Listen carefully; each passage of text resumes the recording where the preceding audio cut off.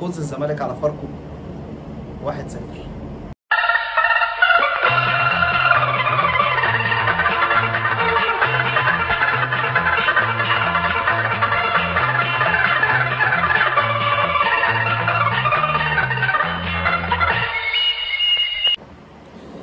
بسم الله الرحمن الرحيم. اللهم صل وسلم وبارك على سيدنا محمد عليه افضل الصلاه والسلام. الشيكو بنزا، الشيكو بنزا. الزمالك النهارده كسب 1-0 على فاركو باقدام الشيكو بنزا. الكاريزما بتاعي. الشيكو مجنون يا جماعه، الشيكو مجنون. انا كنت عندي لعيب واحد برازيلي تقريبا الفرقه كلها شربت منه. مش شايف حد بيعملها كده، ما شافش حد. الحمد لله طبعا كسبنا 1-0 والحمد لله 3 بونت مهمين. الحمد لله اللي جاي افضل. الحمد لله كان وقت انت محتاج فيه الثقه، كان في ناس بتشكك، كان في شويه حاجات كده بتحصل في الفرقه. طبعا الفرقه مش 100% سوبر يعني، لكن انت الفوز اللي ورا بعض بيكون مهم. الفوز اللي في الاوقات اللي زي دي انت محتاج تجمع نقط في وقت انت في شكوك وفي اللي حواليك بيقعوا. فانت المفروض لما انت بتطلع انت بتكسب الثقه، اللعيبه اللي عندك بتبقى مبسوطه، اللعيبه اللي عندك بتاخد الثقه، المدرب بيركب الفرقه. انت في وقت مهم جدا، انت في وقت انت بص ايجابيات كتير قوي من ماتش النهارده. منها لعيبه، منها ال3 بونت، منها ان المدرب بدا يحط بصمته. المدرب عندك بدا يركب على الفرقه. المدرب انا عامه مش هتكلم عليه كتير لان انا هعمل له فيديو لوحده. المدرب هعمل له فيديو لوحده. المدرب دخل ازاي ومستمر مع الفرقه ازاي قادر لحد دلوقتي يكون بجوده محترمه. كنت كاتب بقى نقط كده بقى نحاول ناخدهم نقطه. وطبعا عايزين طبعا نمسي على فاركو. الفوار بتاعك طلع ما بيهدمش. الفوار بتاعك طلع مضروب يا عم فاركو. كانت دي اول نقطه. تاني نقطه، نسيت امسي على اخواتنا. المحله منين؟ اركب منين يوديني المحله؟ ملعب ميلتا باور، اوعى تفكر ان انت هتطلع منه سليم. ده ملعب ميلتا باور يا حبيبي، انت هتطلع منه بالجعان، وهتطلع منه ببن رمضان وبن شرقي، هتطلع منه ابيض. وطبعا مستر كريزيديه تكشر الكريزيديه. يا جماعه احنا بنهرج يا جماعه، دي ناس بتهرج. عايزين بقى نتكلم عن الشيكو كاريزما بتاعنا. لو هنتكلم بقى فني، هنتكلم بجد شويه. الشيكو بنزا لعيب عنده، بس مش دلوقتي، لسه بيستقر. هنتكلم بقى فني بجد. النهارده طبعا مبسوطين جدا بهدف الفوز بتاعه والحركه اللي عملها كل ده تمام واحنا مبسوطين جدا. لكن شيكو عنده نقط كتير لسه محتاجه يشتغل عليها. هو مزعج لاي وينج هيلعب عليه. لعيب فراك ولعيب عنده دوشه ولعيب بيجري، بس اللعيب هو شيكو بنزا بيلعب بفطرته اللي ربنا اداها له. ما تعلمش كوره. يعني في لعيب ممكن موهبته قليله بس متعلم كوره، فقادر في مواقف معينه هو عارف هيتصرف، هيعمل ايه، عارف هيتصرف ازاي، عارف امتى يهدي الريتم، امتى يعلى بالريتم. لكن الشيكو هو الموهبه اللي ربنا اداها له، هو اشتغل بيها. هو الراجل خدها اشتغل بيها، ما ذاكرش. شيكو بنزا محتاج مدرب ومحتاج معد نفسي يتكلم معاه. الراجل ده عنده موهبه كويسه لكن محتاجه شغل كتير، محتاجه شغل تقني اكتر.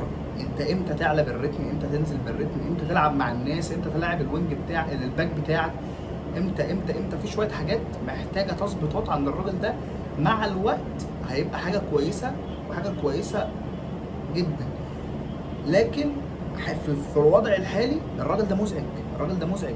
في قرارات كتير بياخدها غلط، لكن هو حقيقي مزعج جدا جدا لاي باك بيلعب عليه. حتى لو في اوقات كتير ما بيعديش، بيعمل ميس باص كتير، لكن هو مزعج. هو يعمل لك مشاكل، هو يعمل لك ازمات، يعمل لك يخلي الباك اللي بيلعب عليه يحاول يعمل معاه فاولات باي شكل. هو لعيب مزعج يعني. فاحنا دي نقطه شيكو بنزا. الشيكو بنزا المجنون الكاريزما بتاعنا. فده الشيكو. نقطه بقى كمان، النقطه بتاعت ان احنا كزمالك، احنا عندنا مشكله النهارده في عمق الملعب. عمق الملعب من قدام، من عند المهاجم، من عند عودية الدباغ. انا شايف ان عودية الدباغ النهارده مظلوم جدا. عودية الدباغ ما بتوصلوش حاجات كتير.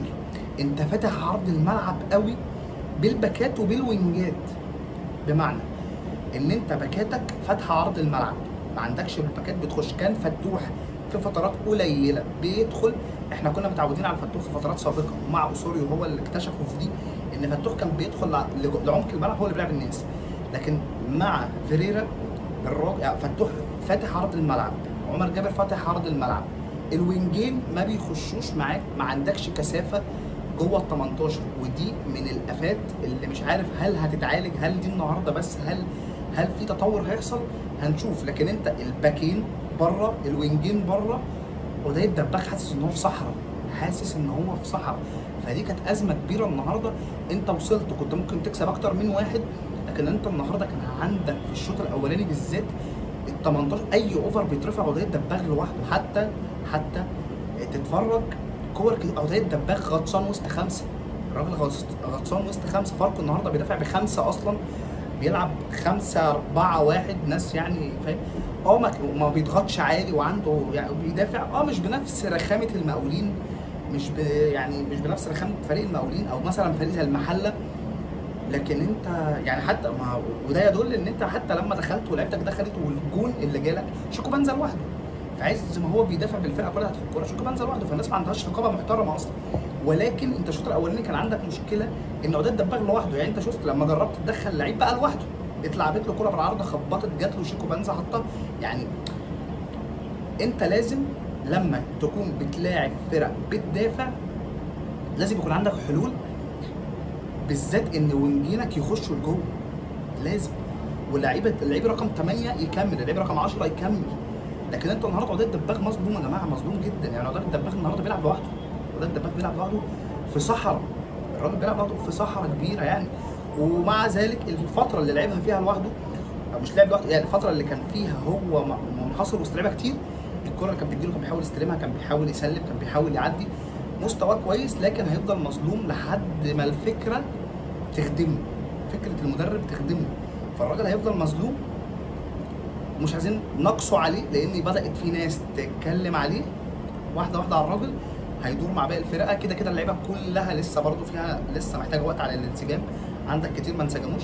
لكن ان شاء الله الايام اللي جايه دي هيحصل انسجام، واعتقد ان المشكله هتتحل، لان فيريرا انا من وجهه نظري ان هو مش عنيد، الراجل لما بيلاقي عنده مشكله ثاني ماتش بيحلها، فانا شايف ان ده هيتحل. الزمالك بقى، انا نفسي عمر جابر يقعد. انا اصلا مش عارف عمر جابر جه ليه، بس يعني الزمالك محتاج ان عمر جابر يقعد. انا نفسي في الشيبي لعيب مجنون، عنده مشاكل كتير في الايجو بتاعه، لكن الراجل يا جماعه باك يمين، تخيل الراجل ده يلعب مع الفينا، يا خرابي كوره تانية. انت محتاج الشيبي ومحتاج مهند لاشين. مع العلم دونجا النهارده كان هايل كماله على الربع ساعه اللي فاتت في الماتش اللي قبليه، الربع ساعه ولا الثلث ساعه اللي لعبها كان هايل. الماتش بتاع النهارده الراجل نازل بصراحه، انا من الناس اللي هي بتنتقد دونجا على طول، بتنتقده يعني، لكن دونجا النهارده يعني الله اكبر، عامل ماتش هايل بشكل يعني عالي جدا، عالي، بيقطع وبيسلم وبيستلم، وكان هادي وبيعمل سكان وبيتفرج على الناس وبيلاعب. حصل خطا ولا خطأين، بس في مجمل الماتش انت تسامحه حتى لو حصل خطا ولا خطأين، مع ان فيهم خطا ضغط علينا بسبب ان هو لعيب رقم 6، بيبقى طبعا لعيب متاخر في الملعب، فلما بتتقطع منه الكوره او بيحصل من عنده خطا انت بتضغط. لكن انا كنت مبسوط النهارده، دونجا كنت مبسوط، بس انا محتاج مهند لاشين. يعني الماتش بتاع النهارده ده بتاع دونجا ده عالي قوي، مهند لاشين ده النص بتاعه، ده لما يكون مهند لاشين مش جايب. لما النهارده يعني الماتش اللي عمله دونجا ده، دي ماتشات مهند لاشين وهو مش مركز، فانت مهند لاشين والشيبي يعني انا بتمناهم بصراحه، هينقلوك نقله مش طبيعيه. انت خلاص هتنسى بقى رقم 6 ده وتجيب معاه حامد حمدان بديل ليه يا جماعه، انت هتنسى رقم 6 ده 7-8 سنين لقدام. مع الشيبي مكان عمر جابر يعرفك يعني ايه اوفر. يا جماعه انا تعبت. اوفرات عمر جابر كارثه يا جماعه. اوفرات عمر جابر، الاوفر اللي هو بيبقى الفرقه كلها تقوم طالعه لفوق وهو عامل اوفر لورا، دي اعصابي باظت خلاص مش مستحملها. انا مش كل ماتش هتكلم عن عمر جابر واوفراته يا جماعه. انا عامل رد فعل للماتش مش ممكن. يعني انت تخش تتفرج على رد الفعل بتاع الماتش، عمر جابر تموتني. لا عمر جابر صعب. انا محتاج الشيبي ومحتاج مهند، هو مفيش كلام عليهم بس انا بتمناهم، هينقلوني نقله جباره يعني خير اللهم اجعله خير. انا بقيت بثق في محمد صبحي وبقيت احبه، وخايف احسن يعمل 10 ماتشات ورا بعض جامدين. يا ابني ما تحببنيش فيك وتخلى بيا في النهائي ولا حاجه. والله اصل انت بمستواك الجامد ده وتيجي تخلى بيا في النهائي، انا ممكن انا بقيت اثق فيه. يعني انا طول عمري مقتنع ان هو موهبه جامده، لكن كانت مشاكلي على طول معاه ان هو ما بيعملش عدد ماتشات. على طول بيجي فجاه دروب، فجاه مشاكل، فجاه بيسكر، فجاه في الساحل، فجاه فتوح واخده سكرانين، بص نسوان بتاع. لكن بقالك فتره ملتزم، بقالك فتره بتتمرن، بقالك فتره مستواك ثابت، بقالك فتره مش مستواك ثابت بس، انت مستواك بيزيد، مستواك فيه ثقه، مستواك يخليني انا مبسوط اقول لا حارس منتخب مصر وحارس الزمالك وحارس اخش بيه بطولات ما اكونش قلقان. فخير اللهم اجعله خير. اوعى تغدر بيا بالله عليك، اوعى تغدر بيا. تكتيكيا يا جماعه انت النهارده في قاره افريقيا وفي دوله زي مصر، انت متخيل ان انت شغال بالحارس بتاعك وهو بيلعبك كوره وهو اللي بيطلع لك بالكوره وبيحل مع عبد الله السعيد وبيسلم اللعيب رقم 6. انت في اوقات ما بتحتاجش انك تطلع على المدافع وتختصر وقت وتختصر ضغط على المدافع بسبب صبحي. ده صبحي بيلعب كرة برجليه هايله والراجل شغال، واضح ان هو شغال لانها بتتطور. يعني مش هقول لك ان لحد حته معينه، لا الراجل واضح ان هو شغال وواضح ان هو بيتطور. فانا خير اللهم اجعله خير. انا خايف احبك، يعني انا بحبك بس خايف اثق فيك اكتر من كده تغدر بيا في حته تموتني. الزمالك بقى النهارده كان عنده ازمه في تدوير الكوره. ليه؟ الزمالك كان بيأفور في تدوير الكوره. انت كان عندك الشوط الاولاني كارثه ان انت عمال تدور في الكوره وتلف وتيجي من هنا تجيبها هنا، تجيبها من هنا تروح هنا وتقوم راجع وتقوم طالع تاني وبعدين تلعب 6 سلم 8 والوينج ينزل يستلم دوشه كتير برضه بسبب ان انت ما عندكش في العمق حد، فانت مش عارف تسلم جوه في العمق، يحصل هجمه ويحصل خطوره. تدوير للكوره مبالغ فيه. اعتقد انا مبسوط، اعتقد ان فيريرا كل ده بيحله مع الوقت، بيحله. انا واثق الراجل لما بيلاقي مشكله، لما بيقعد، اعتقد يعني لما بيقعد مع الناس اللي شغاله معاه والمديرين الاداء اللي شغالين معاه، يعني الناس اللي بتشتغل، بيشوفوا ايه المشاكل اللي حصلت وبيحلوها. لان انا بلاقي تاني ماتش ان كان في نقطه الماتش اللي فات كان فيها ازمه الراجل حلها. ممكن يظهر لك مشاكل تانية، لكن ده كده هيفضل شغال معاك فتره كبيره. ليه؟ الفرقه كلها تكوين مختلف شغال كله مع بعض. فان الراجل مش عنيد وبيحل دي حاجه مبشره جدا تفرحني. الراجل يعني انا عايز اعمل له حلقه لوحده، عايز اتكلم عليه لوحده، عايزين نتكلم في تفاصيل اكتر. لكن انا مبسوط. الزمالك النهارده خد ال3 بونت، دي كانت حاجه مهمه جدا. الراجل مش عنيد، الراجل بيصحح، الفرقه شغاله كويس. الونش النهارده كان هايل، لان انا الماتش اللي فات انتقدته جامد، مع ان الماتش ده كان كويس يعني ما كانش وحش، بس انا كنت عايز الونش النهارده. الونش كان حلو جدا. عمر جابر صعب، بنتايج يعني تمام، مبسوط. فتوح كويس. طبعا فتوح النهارده بيلعب على الخط طول الماتش، مش من مميزاته ان هو يفضل على الخط كده يعني فتوح ما تفتكرلوش عرضيتين في تاريخه. دونجا كان كويس. عبد الله السعيد مدير فني هفضل كل مره. انا بقيت ممل ان انا بشكر في عبد الله السعيد وهو رقم 8. عبد الله السعيد يا جماعه النهارده ناصر ماهر هايل.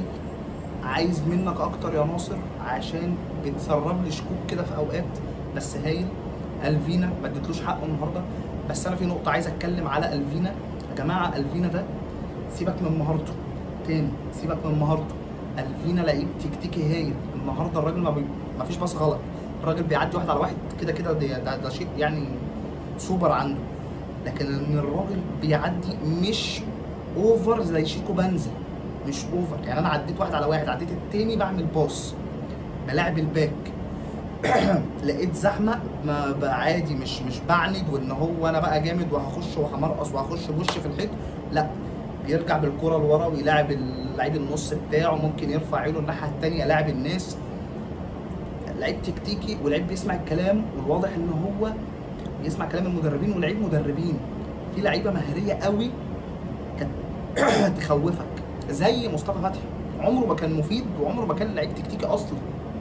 مصطفى فتحي مهاري مهاره، خد بالك هو شبه الفينا في مهارته، الاثنين شبه بعض قوي، لكن مصطفى فتحي كان صعب، ولا عمره كان لاعب مدربين ولا عمره كان لاعب تكتيكي. مصطفى فتحي هيلم لحد ما بيلبس في الحيط. مصطفى فتحي كان صعب. عندك الفينا ده لعيب بيسمع الكلام، والواضح ان هو لعيب مدربين، والواضح ان هو لعيب مش مغرور. انا حسيت ان هي مسدوده، هرجع وهلعب مع الناس وما عنديش مشاكل وانا مبسوط، ما عنديش ازمه يعني. فده الفينا هنتكلم عليه كتير طبعا كده كده الايام اللي جايه، لكن كنت حابب ادقق على النقطه دي لان هرجع لها.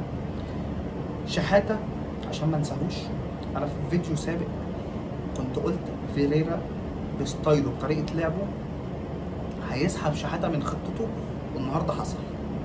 شحاته اعتقد هيبقى دكه طبعا تمام وجامد، وشحاته اصلا كاساسي انا لعبه اساسي في خطتي انا، لكن فيريرا وافكار فيريرا شحاته مش هيشارك كتير. شحاته هيبقى دكه، ولو احمد حمدي رجع ولو ادم كايد لعب 8 ولو فتوح دخل 8، شحاته مش هيلاقي نفسه في المكان ده مع فيريرا.